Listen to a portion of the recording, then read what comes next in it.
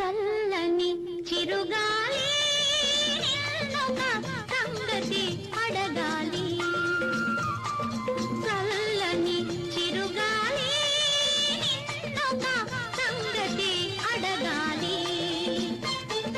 ఈ రాజునే కొమ్మ వలసెనో తన ఎదలోన ఏ బొమ్మ నిలిచెనో.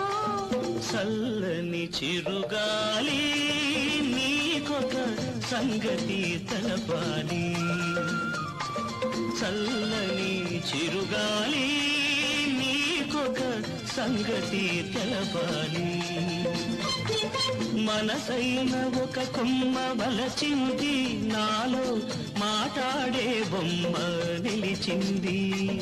చల్లని చిరుగాలి నీకొక సంగతి తెలపాలి.